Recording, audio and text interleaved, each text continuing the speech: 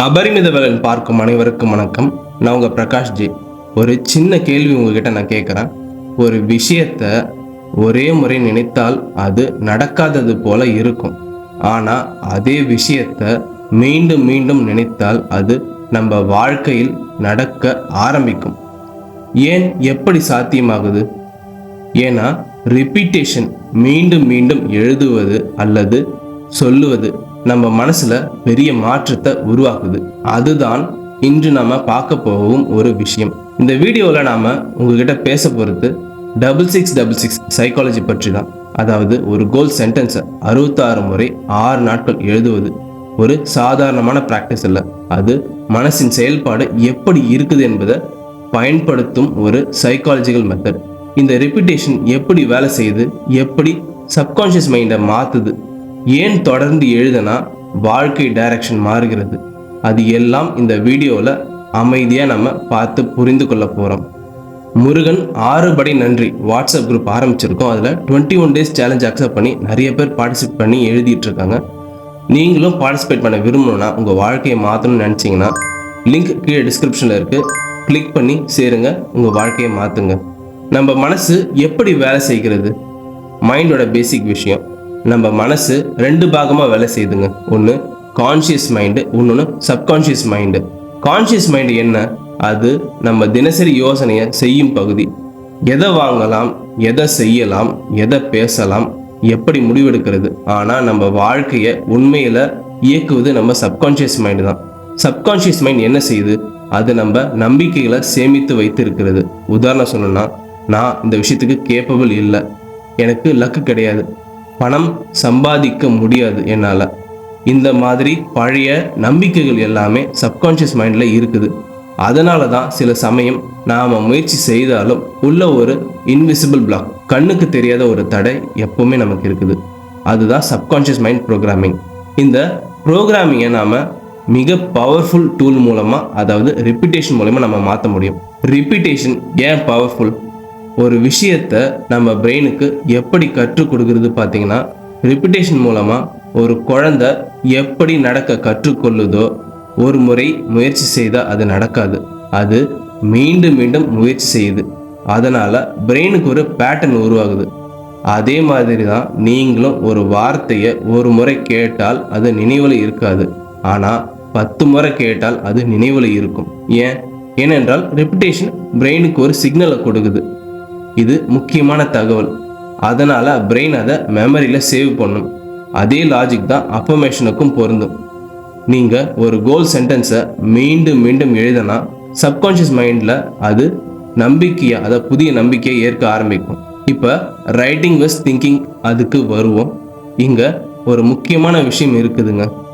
நீங்கள் மனதில் மட்டும் நினைத்தால் அதற்கு எஃபெக்ட் குறைவு, ஆனால் எழுதினால் எஃபெக்ட் அதுக்கு அதிகம். ஏன் தெரியுமா? ஏனென்றால் எழுதும்போது 3 விஷயங்கள் நடக்குது. மைண்டு, உங்கள் பிரெயின் ஃபோக்கஸ் ஆகுது, பாடிக்கு மூமெண்ட் சேருது, விஷுவல் இம்ப்ரிண்ட், அதாவது காட்சி நினைவுபடுத்தல் உருவாகுது மனசில். நீங்கள் எழுதும்போது கையை பயன்படுத்துகிறீங்க, கண்களால் பார்க்குறீங்க, மனதில் சொல்கிறீங்க. இந்த 3 சிக்னலும் சேரும்போது பிரெயினுக்கு ஒரு ஸ்ட்ராங்கான மெசேஜாக அதை எடுத்துக்கொள்ளுது. அதனால தான் பெரிய பெரிய கோச்சஸ்லாம் கோல் ரைட்டிங் ஹேபிட் அப்படின்னு சொல்லி தராங்க. இப்போ 6666 சைக்காலஜி பற்றி நம்ம பார்ப்போம். இந்த மெத்தடில் 2 முக்கியமான பிரின்சிபல்ஸ் இருக்குது. ஒன்று ரிப்பீட்டேஷன், அடுத்தது கன்சிஸ்டன்சி. ரூல்ஸ் மிகவும் சிம்பிளுங்க. ஒரு கோல் சென்டென்ஸை எழுதணும். உதாரணம், நான் எனது வேலையில் சந்தோஷமாக வேலை செய்து கொண்டிருக்கிறேன். இந்த சென்டென்ஸை நாம் ஒரு நாளில் 66 முறை எழுத வேண்டும். அதை 6 நாள் தொடர்ந்து எழுத வேண்டும். ஏன் 66? ஏனென்றால் ரிப்பீட்டேஷன் கவுண்ட் அதிகமாக இருக்கும்போது மைண்ட் ரெசிஸ்டன்ஸ் உடைந்து போகும். முதல் 10 முறை எழுதும்போது மனம் சொல்வது இது உண்மையா? 20 முறை எழுதும்போது சரி பார்க்கலாம். 40 முறை எழுதும்போது மனம் அமைதியாகிவிடும். 60 முறை எழுதும்போது அது புதிய பேட்டர்னை உருவாக்க ஆரம்பிக்கும். அதுதான் ரிப்பீட்டேஷன் சைக்காலஜி. இப்போது எமோஷனல் இன்டென்சிட்டி பற்றி பார்ப்போம். பல பேர் கேட்குறாங்க, எமோஷன் ஸ்ட்ராங்காக இருக்கணுமா அப்படின்னு. இல்லைங்க, அது அவசியமே இல்லை. நீங்கள் அமைதியாக எழுதினால் போதும். ஏன் தெரியுமா? மனசு ரிப்பிட்டேஷனை தான் முக்கியமாக எடுத்துக்கொள்ளுது. நீங்கள் ஒரு வார்த்தையை மனதில் போட்டால் அது உடனே மரமாக முளைக்காது. மாறா தினமும் தண்ணீர் ஊத்துறீங்க, அது மெதுவாக வளர ஆரம்பிக்கும். அதே மாதிரி தான் ரிப்பீட்டேஷன் என்பது மனதில் ஒரு விதை போடும் செயல். நெக்ஸ்ட்டு, ஏன் 6 நாட்கள்? 6 நாட்கள் தொடர்ந்து செய்வது முக்கியம். ஏன்னு பார்த்தீங்கன்னா, மனம் ஒரு புதிய பேட்டர்னை உருவாக்குது. கண்டினியூஸ் எக்ஸ்போஷர் தேவை. ஒரு நாள் மட்டும் செய்தால் அது டெம்பரரி எஃபெக்ட். ஆனால் 6 நாட்கள் தொடர்ந்து செய்தால் சப்கான்ஷியஸ் மைண்டுக்கு அது சீரியஸான சிக்னலை எடுத்துக்கொள்ளுது. அதனால தான் கன்சிஸ்டன்சி முக்கியம். இப்போ ரொம்ப ரொம்ப முக்கியமான பகுதி, 6666 பாதுகாப்பு வளையம். நாம் நோட்புக்கில் 4 முனைகளிலும் எழுதணும் 6666ன்னு. ஈஸ்ட், வெஸ்ட், நார்த்து, சவுத்துன்னு சொல்லலாம். அதாவது கிழக்கு, மேற்கு, வடக்கு, தெற்கு அப்படின்னு 4 முனைகளை சொல்லலாம். நம்ம ஏன் எழுதணும்? எழுதினா என்ன நடக்குன்னு பார்த்தீங்கன்னா, உங்கள் இலக்கு பாதுகாப்பாக இருக்குதுன்ற நிச்சயம் நடக்கும் அப்படின்றது உங்கள் மனசுக்கு ஒரு தன்னம்பிக்கையை தரும். அது மட்டும் இல்லாமல் நமக்கு ஒரு எதிர்மறை எண்ணங்கள் வரும்போது கூட அதுலேருந்து பாதுகாப்பாக இருக்கும் என்பதை உறுதிப்படுத்தும். நம்ம மைண்டுக்கு நம்ம அதை ட்ரெயின் பண்ணுறோம். ரியல் சேஞ்ச், உண்மையான மாற்றம் எப்படி வரும்? இதை நம்ம ப்ராக்டிஸ் பண்ணும்போது, அதை நீங்கள் செய்தால் 3 மாற்றங்கள் நடக்கும். மைண்டு கிளாரிட்டி வரும், கோல் என்ன என்பது தெளிவாக இருக்கும், ஆப்பர்ச்சுனிட்டிஸ் கவனித்தல் வரும், முன்பு கவனிக்காத வாய்ப்புகள் இப்போது தெரியும், ஆக்ஷன் நேச்சுரலாக வரும், மனம் புதிய டைரக்ஷனுக்கு செல்ல ஆரம்பிக்கும். இதுதான் மேனிஃபெஸ்டேஷனுடைய ரியல் சைக்காலஜி.